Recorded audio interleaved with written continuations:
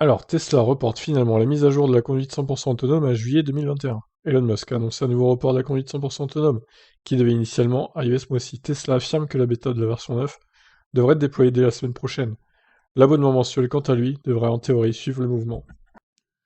Bon, après, si c'est juillet, ça va, c'est dans un mois, même pas, au final c'est dans quelques jours, hein, donc après ça dépend si c'est en fin de mois ou en début de mois, ou à mi-juillet, quoi.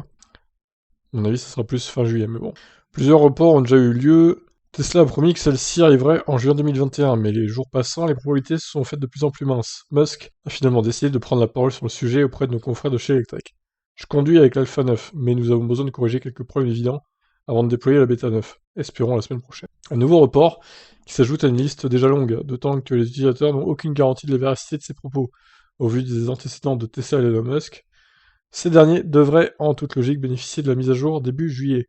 Mais il est encore possible que cette date soit de nouveau repoussée plus tard dans l'été, si les problèmes en question n'ont pas été réglés.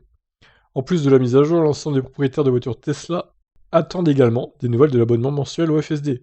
Celle-ci permettrait en effet de profiter d'une option à 10 000 $ tout de même, soit 7 500 € en France. Là encore, Tesla peine à tenir son planning initialement.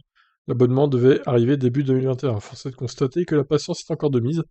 Espérons que le déploiement de la version 9 accélère le processus. Bon, après, de toute façon, tout ça, ça concerne un peu les États-Unis d'abord et nous plus tard, hein, parce que évidemment, la conduite 100% autonome ici, en Europe, vous savez qu'avec la réglementation, c'est pas tout à fait la même chose qu'aux États-Unis, du coup, ça n'a rien à voir même. Quant à l'abonnement mensuel de la conduite autonome, bah, je sais pas, pareil, hein, à mon avis, on va devoir attendre en France et en Europe pour l'avoir.